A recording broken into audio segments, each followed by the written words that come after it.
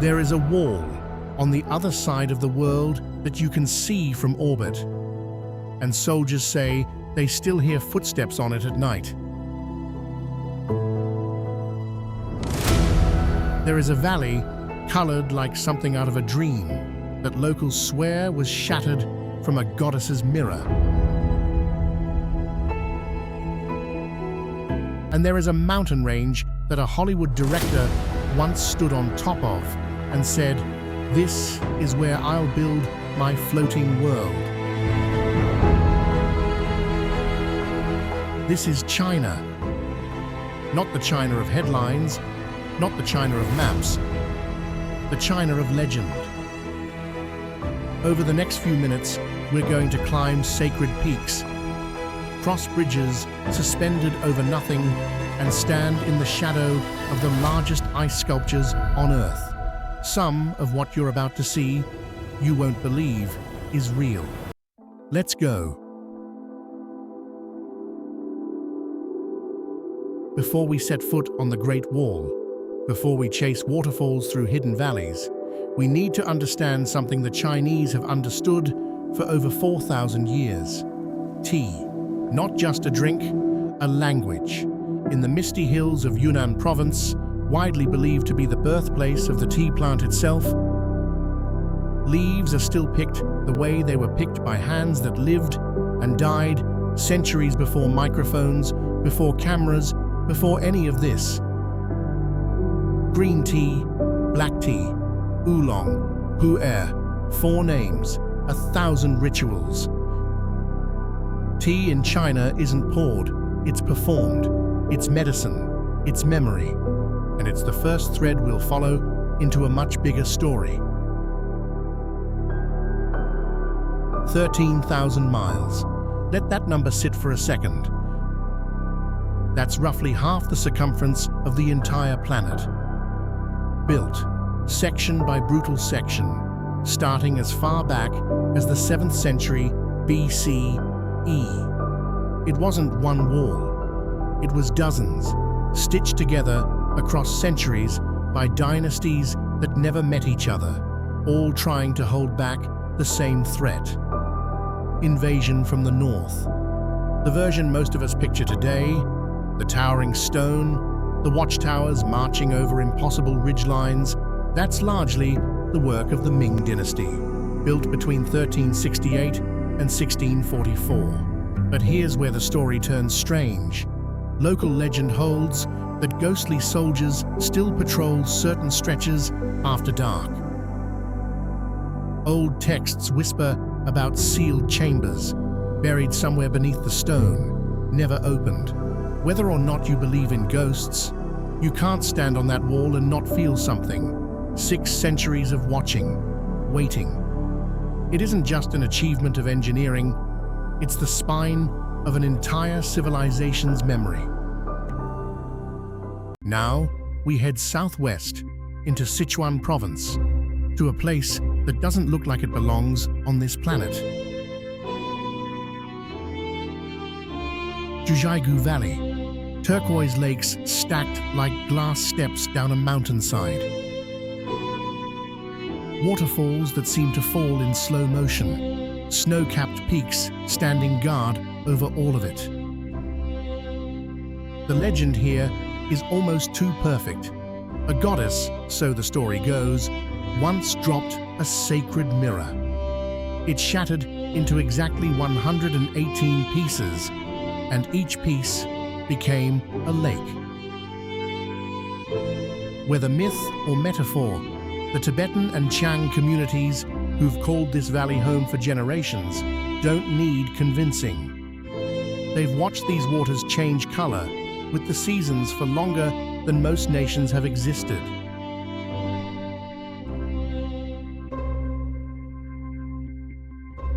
If you've seen Avatar, you've already seen this place.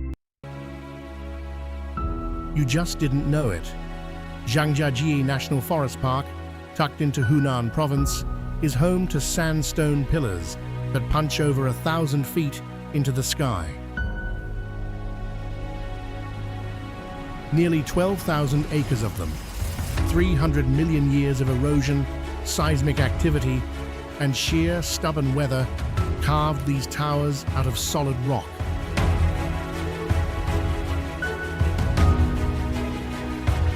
Long before humans had names for mountains, these were already standing. Want to feel your stomach drop?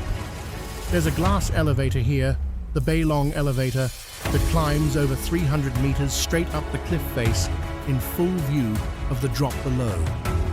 And if the pillars themselves don't unsettle you, local legend says, ancient spirits still move among the peaks after the fog rolls in.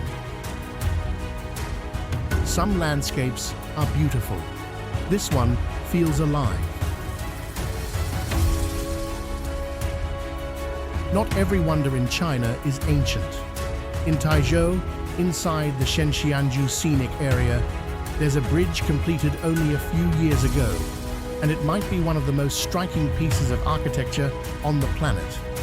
3 sweeping, twisting sections curling together in the shape of a traditional jade Ruyi, a symbol for centuries of good fortune. It hangs over 100 meters above a canyon, glass floor panels, curved steel, a structure that looks less built and more grown. Old symbolism, brand new engineering.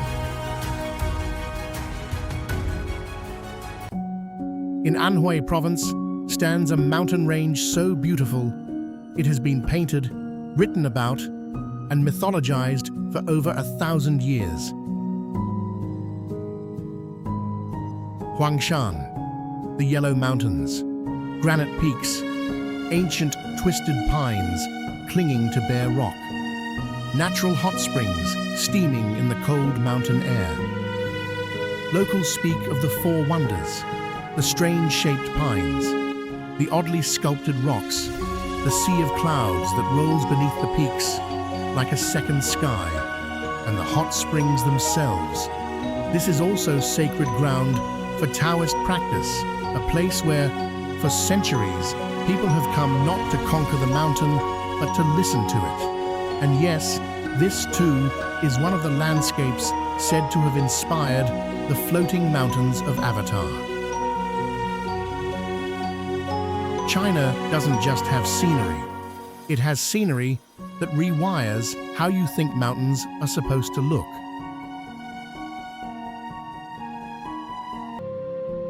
Now, something different. Not carved by erosion, carved by people.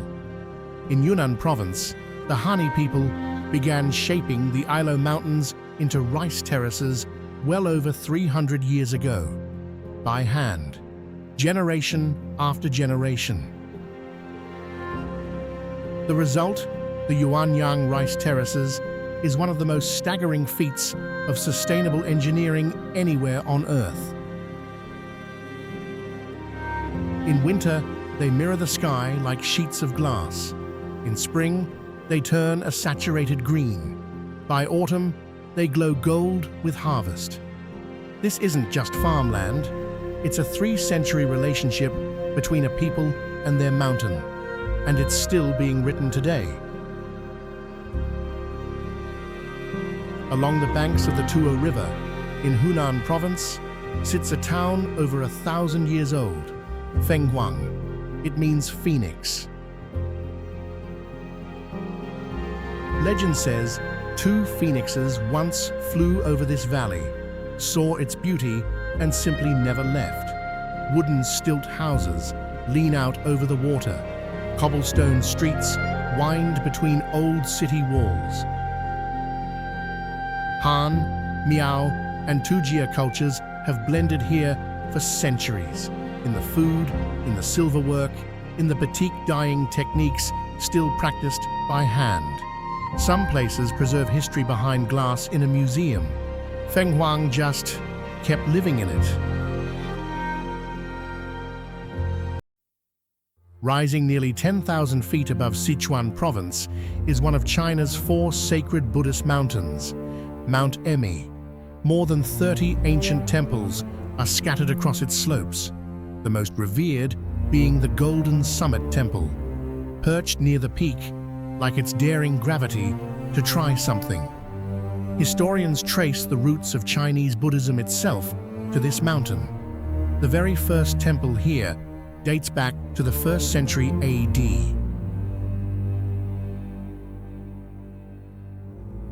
Wander its forests, and you might meet the mountain's most famous residents, wild Tibetan macaques, playful and utterly unbothered by pilgrims. And near the base, carved directly into a cliff face, sits the Laoshan giant Buddha, 71 meters tall. Built so large that legend says it was meant to calm the turbulent river waters below. In Hubei province, another sacred range rises, this one soaked not just in spirituality, but in legend of a different kind. Wudang Mountain.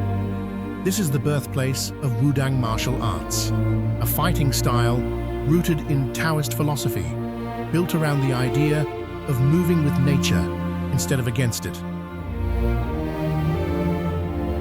Ancient temples and palaces cling to these slopes, including the Purple Cloud Temple and the Golden Hall, an entire structure gilded in bronze and gold. Local legend says the Taoist deity Zhen Wu, the true warrior, achieved enlightenment on this very mountain. His presence is still honored in the architecture that surrounds you here. Mist rolls through these peaks almost daily. It's easy to see why people came here looking for enlightenment and just never found a reason to leave. Now we go north, far north. Every winter, the city of Harbin, in temperatures that regularly plunge below zero, transforms into something that looks less like a city and more like a fantasy, the Harbin Ice and Snow Festival. It's the largest event of its kind on Earth. Entire castles built from solid ice, sculptures lit from within by colored light, streets you can walk through carved from frozen blocks the size of cars. The tradition dates back to 1963, but it wasn't until the 1980s that the rest of the world discovered it. For a few weeks each year, an entire city rebuilds itself out of frost, just to prove it can. In Jiangxi province, about 50 kilometers from Shangrao city, there's a valley that looks like it was designed by someone who didn't believe in gravity, Wangang Valley. Homes here are built directly into cliff faces, a striking fusion of traditional Chinese design and modern construction, handcrafted to echo ancient street layouts. Walk its cultural streets and you'll find local snacks, handmade crafts, and, for those brave enough, a cliffside viewing platform that puts the entire valley beneath your feet. And now, one of the strangest landscapes on this entire list. In Gansu province lies Zhangye Danxia National Geological Park, over 500 square kilometers of rock striped in red, yellow, green, and blue, like something spilled from a paintbrush across the desert. These formations began forming roughly 100 million years ago, during the Cretaceous period, layer after layer of mineral-rich sandstone, shaped slowly by wind, water, and shifting tectonic plates. The region's dry climate and harsh winds, which sound like they should erase color, are actually what preserved it. And this land carries history beyond geology.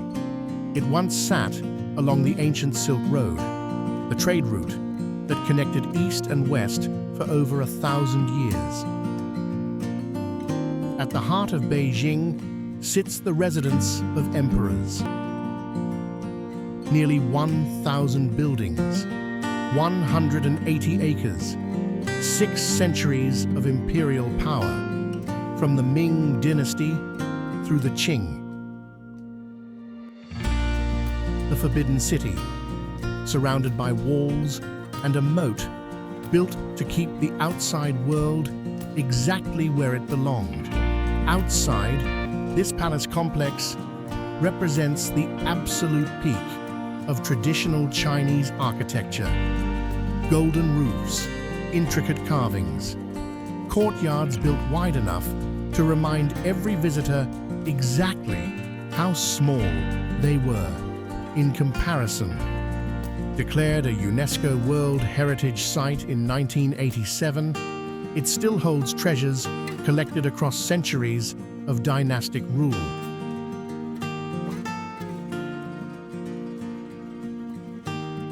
We end our journey where water meets myth.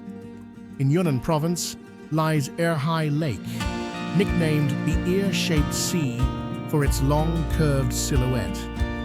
Nearly 250 square kilometers, sitting almost 2,000 meters above sea level. For generations, the Bai people have lived along these shores, building an entire culture around the lake's rhythms. Framed by the towering Huangshan Mountains and dotted with ancient temples, traditional fishing boats still drift across its surface at dawn, much as they have for hundreds of years.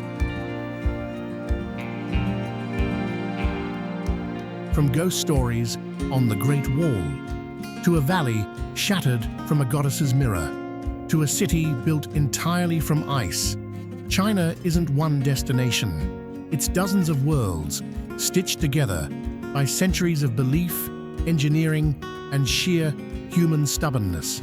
So here's our question for you. Out of everywhere we just traveled, where would you go first? Tell us in the comments. And if this journey moved you even a little, subscribe, because we're not done exploring, not even close.